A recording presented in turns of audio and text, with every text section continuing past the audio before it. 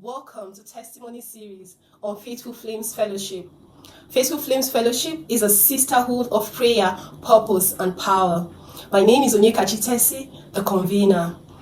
Testimony Series on Faithful Flames Fellowship is an avenue where we tell our stories. We share our testimonies. Members of Faithful Flames take turns to share their testimonies. Now, what does that do? What is the relevance of that? That testimony helps those in the waiting to believe and to hope that if God can do this, He will definitely do mine. That's the essence of testimony. Testimony builds up faith. Testimony strengthens. When you hear the testimony of others, it's a way of telling you that God who did this can do mine. And so it's a kind that gives you strength to continue to wait until your miracle happens. And that's what we intend to achieve in Faithful Flames Fellowship through our testimony series. Now, I will be sharing today's edition, and I will be sharing it from my past experience, my past testimony during my days of infertility. To the glory of God, I have 2 boys today, but they didn't just come on a platter.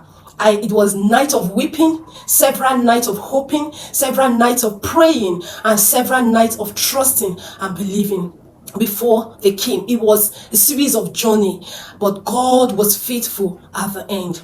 And so I'm going to be sharing my testimony today, snippet, a bit of it today, but I will want to align it with our past prayer points in Faithful Flames Fellowship, in our prayer meeting. The last meeting, we prayed fervently for the ministry of Destiny Helper. We're asking God that in this second half of the year, send those helpers, send those the helpers, send us collaborators of life and destiny are those who hold your hands and they say, I will not let you go until you succeed. Those are collaborators of destiny. That is the height of help that anyone can receive in life. And so we prayed fervently for that.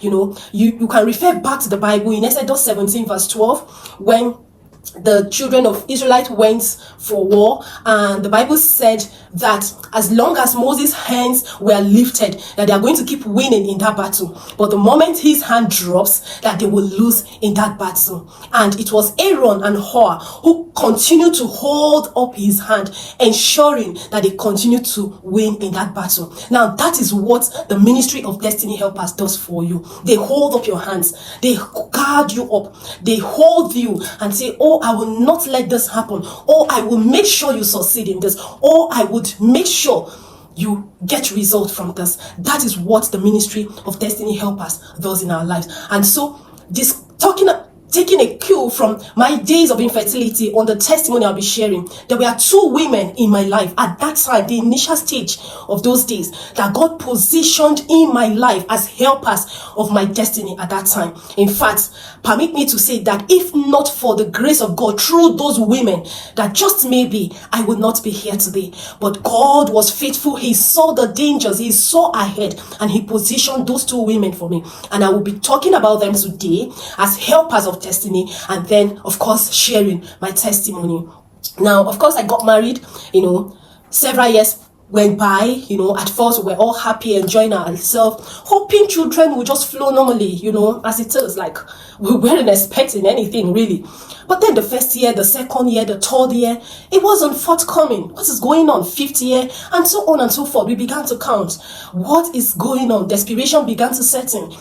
People began to ask questions. There were suggestions here and there. Oh, there's a woman here. Oh, there's a place here. Oh, there's a place here. But thank God that to the glory of His name, I know too well of God's word to know that a child not gotten from God might just be problematic. And so I didn't want to toe that line. And of course, we had to start the medical examinations. It was a journey from one hospital to another, to another, to another. And then until we got to one of the hospitals in Nigeria, somebody took me there and referred me to this very beautiful woman, Dr. Amungu. She was a gynecologist, and, told her my stories and, everything about me, gave her the history, and then, of course, she was supposed to take it off from there.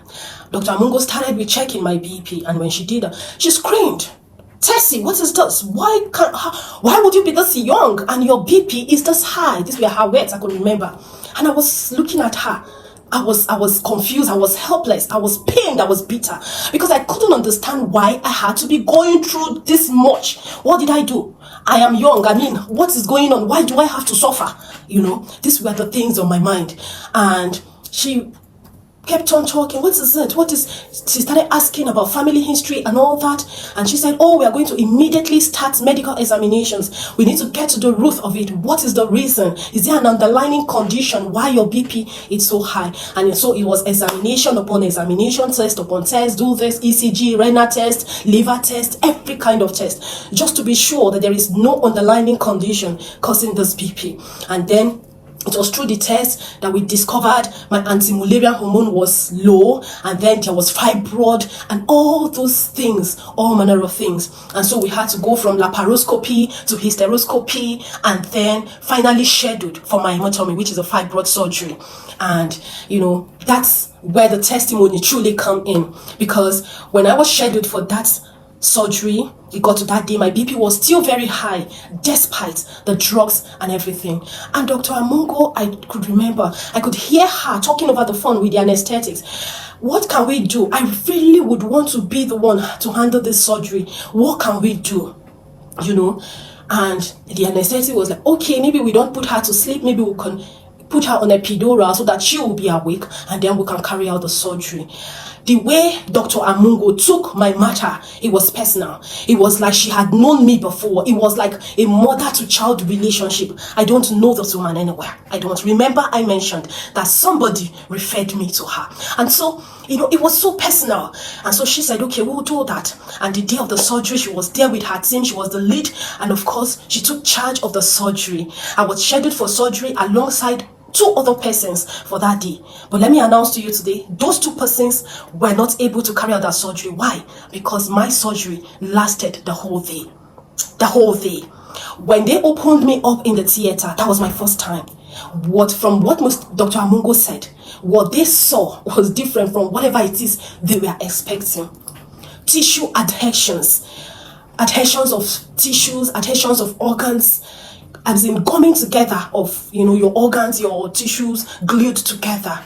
And it had to be from careful separations of these tissues, just so that the organs are not damaged, just so that the tissues are not tampered with. So it had to be carefully separated, one after the other. This woman was patient. I said throughout the whole day, standing, carrying out this examination, carrying out this thing. No wonder she said, I would want to be the one to handle this. Not knowing that she's not talking of her own. It is God who had said, you will be the one to do this. And because God had seen ahead, he knew that he needed somebody like this to do this. And he positioned that woman for me as a helper that I received. And she had to carefully, one after the other, dealing with these tissues for the whole day. It got to a point I learned my siblings were crying, my husband, everybody was like, you're not telling us what is going on, what had gone wrong, please can somebody talk to us. My siblings were crying because of course they couldn't believe that what you told us was going to last for 2 hours is lasting a whole day, almost 24 hours.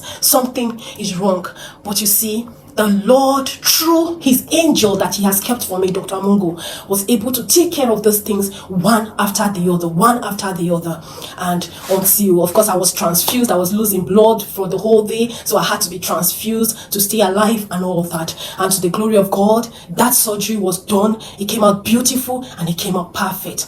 Now, in the course of this whole thing, I would like to mention the second woman who stood for me, who God positioned as my helper of destiny during this ordeal. It was my boss in the office.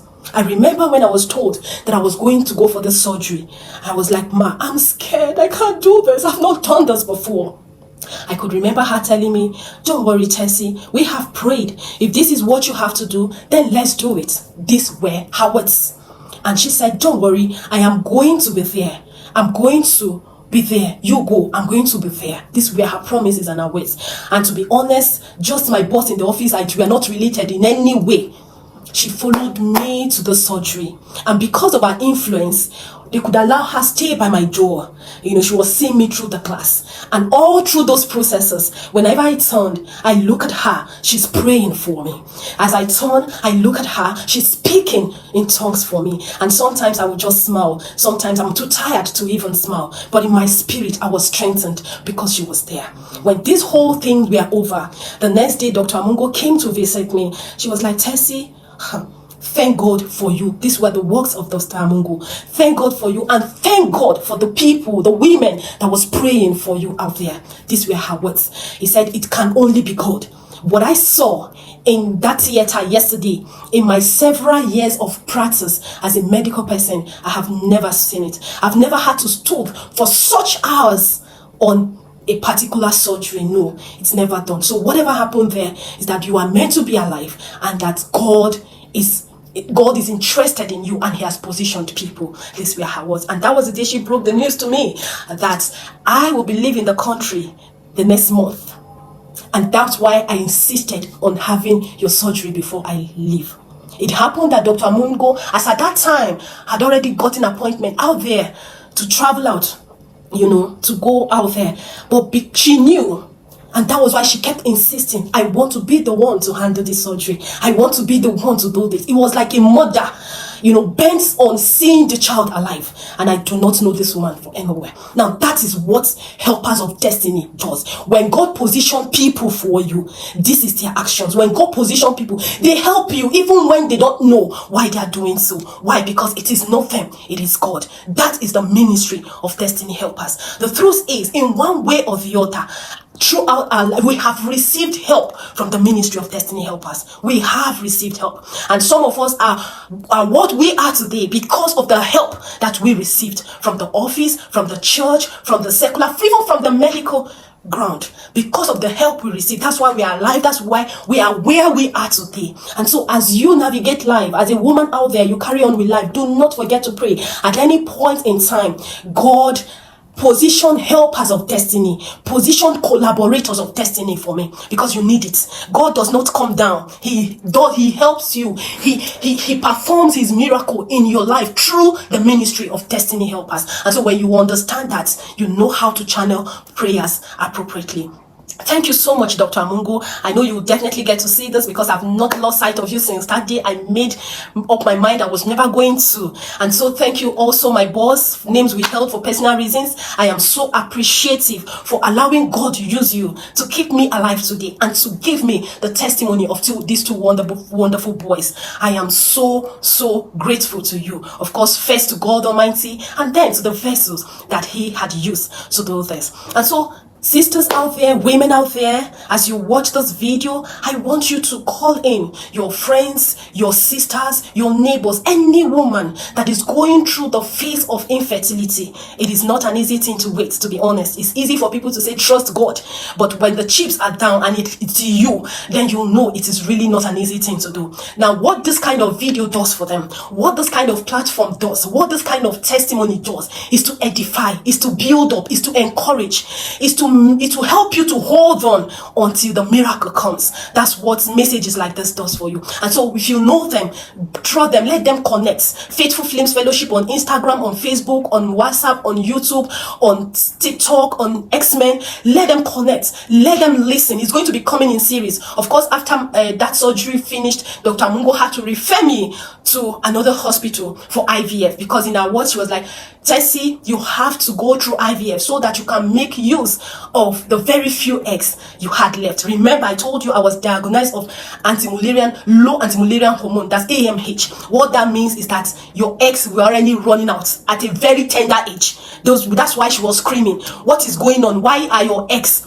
running out and you are this young, Now, she had to refer me to hospital so that I can quickly make use of the eggs I have to get children rather than waiting and they are depleting. Now, the next series, of course, we'll talk about the IVF journeys, the failed, the successful, the unfailed, before the miracle that didn't even require IVF to happen that brought about my boy. It's a long story because I know I went through processes. Is it the period of wailing and shouting in the car because of failed IVF? Now, those stories are going to come in the next next series. Follow us. Stay glued to this page as I begin to give you updates on the infertility journey, and that would strengthen every woman trusting God for the fruit of the womb. There will be other testimonies on this series from other members that would help build up faith for those who are in that period of their life. As you listen to those testimonies, you feel to be built up to wait. That's the essence. And until next series, until the next episode, until the next edition, when I come back to continue on the story,